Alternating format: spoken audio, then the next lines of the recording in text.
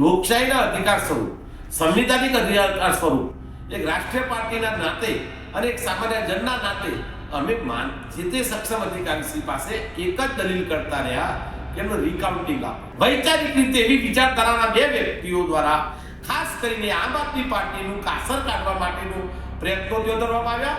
સક્ષમ અધિકારી તરીકે મામલતદારશ્રી તેઓ પોતાનું પદ શુભાવતા હતા, પણ હું એ લોકોને કહું છું જે અલગ અલગ વૈચારિક વ્યક્તિ, વિશેષ વ્યક્તિઓ છે અને આખા માલપુરને બાંધવા લેવાની એમને કોશિશ કરી છે. મને વિશ્વાસ છે કે અમે જીત છે, પણ 1066 માણસોનો અવાજ બનવાના છે. ત્રીજો અહીંયા આવેલા જ્યાં ત્રીજાનું કદ વધ્યું અને લાગ્યું કે આ વ્યક્તિ જો અહીંયા ઘૂસી ગયો માલપુરની અંદર, અને આપણે માલપુરની માટીનો હું માણસ છું.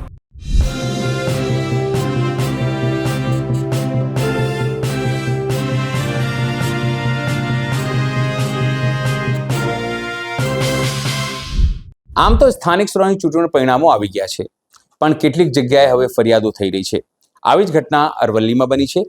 અરવલ્લીમાં આમ આદમી પાર્ટીના આગેવાનો ઉમેદવારો આરોપ લગાવી રહ્યા છે કે જે સીટ ઉપરથી એક વખત ભાજપના ઉમેદવારે હાર સ્વીકારી લીધી હતી, તેમને સર્ટિફિકેટ અપાઈ ગયા હતા, પછી અચાનક 2 કલાક પછી તેમને જીતેલા ઉમેદવાર જાહેર કરાયા.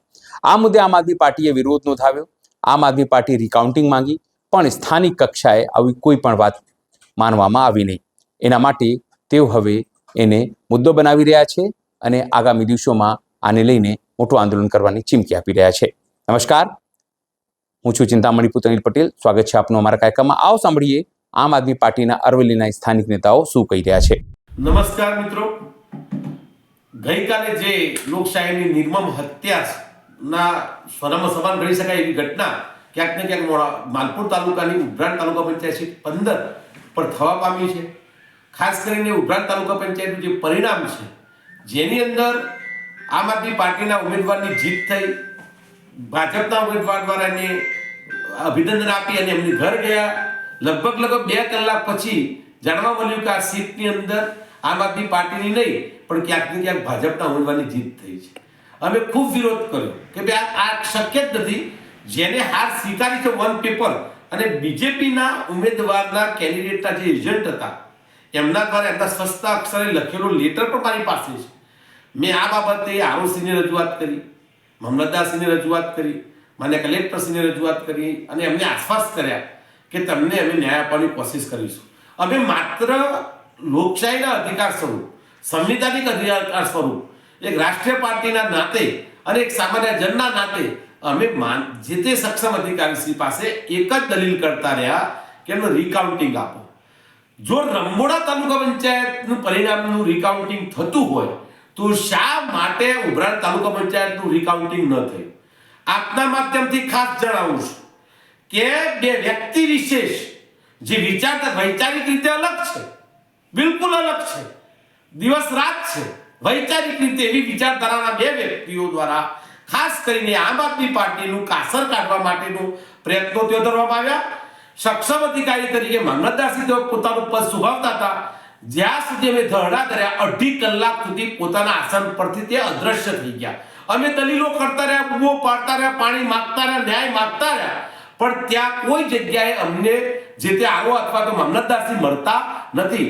ન છૂટકે મારા કેટલાય સમર્થકો સ્કૂલના દરવાજાની અગાડી અમારી વાટ જોતા હતા. એ લોકોને પોલીસ અંદર નથી આવવા દેતી. માત્ર ને માત્ર એક પ્રકારનું જેને કહેવાય કે કિન્નાખોરી રાખી અને જયદીપસિંહ ચૌહાણ આમ આદમી પાર્ટીનો ભત્રીજો અથવા તો ભત્રીજા વહુ કેમ જીતે અને એ ખતમ કરો ને ત્યારે આવનારા સ્વરૂપમાં આવનારા સમયની અંદર એક મહાપડકાર રૂપ જયદીપ ચૌહાણ નામનું પ્રાણી અહીંયાથી ક્રિએટ થાય. પણ હું એ લોકોને કહું છું જે અલગ અલગ વૈચારિક વ્યક્તિ, વિશેષ વ્યક્તિઓ છે અને આખા માલપુરને બાંધવા લેવાની એમને કોશિશ કરી છે, એ બે વ્યક્તિ વિશેષને અત્યારે ખાસ આપના માધ્યમથી કહું છું કે જાગી જજો. 1066 તમારા આંકડા મુજબ મને લોકોએ માત્ર તમારા આંકડા મુજબ તો 50 મતથી કદાચ અમે હાર્યા છે એવું તમે બતાવો છો. મને વિશ્વાસ છે કે અમે જીત છે, પણ 1066 માણસોનો અવાજ બનવાના છે. તમે અત્યાર સુધી 30, 35, 40 વર્ષથી જ્યારથી પંચાયતી રાજ આવ્યું છે, સ્થાનિક સ્વશાસનની વ્યવસ્થા ગોઠવાયેલી છે, ત્યારથી તમે બંને અડ્ડો જમાયેલો છે અને તારું મારું ત્રીજો અહીંયા આવેલા જ્યાં ત્રીજાનું કદ વધ્યું અને લાગ્યું કે આ વ્યક્તિ જો અહીંયા ઘૂસી ગયો માલપુરની અંદર અલ્યા ભાઈ માલપુરની માટીનો હું માણસ છું, માલપુરની વસ્તી વચ્ચે રહેવાનો વ્યક્તિ છું, એ માટીમાં જન્મનારો વ્યક્તિ છું. મારા પ્રાણ મારી વસ્તીને તમે આ રીતે ગોળવા માંગો છો અને પીવા માંગો છો. જો સુધી એનું ન્યાય નહીં અપાવું અને તમારા વર્ષો પુરાણા હિસાબો જો સુધી ક્લિયર નહીં કરીએ અને શ્વેતપત્ર જારી તમારા દ્વારા નહીં થાય ત્યાં સુધી આ લડાઈ રોકાવાની નથી. સાથે સાથે સમગ્ર જિલ્લાવાસીઓનો પણ ખૂબ ખૂબ આભાર કે આ વખત એમનો મૂડ બતાવી દીધો છે. આમ આદમી પાર્ટીનું ગુજરાતની અંદર જ્યારે કોઈ સ્વીકારાંત થયું હતું ત્યારે નોંધપાત્ર સીટો લઈ આમ આદમી પાર્ટીએ કેટલીય તાલુકા પંચાયત અને નર્મદા જેવી જિલ્લા પંચાયત પોતાના કબજે કરી છે.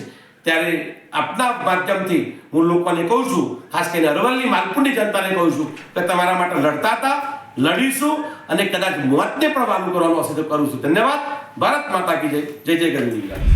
આ સમગ્ર ઘટના સાંભળીને આપને શું લાગે છે જરૂરથી મારા કોમેન્ટ બોક્સમાં કોમેન્ટ કરજો. એ સિવાય અમારી યુટ્યુબ ચેનલ લાઈક કરો, સબસ્ક્રાઇબ કરો, બેલ આઇકન દબાવો. સાથે અમારી વેબસાઇટ છે www.gujaratplus.in. ત્યાં પણ જઈને તમે વધુ અપડેટ થઈ શકો છો.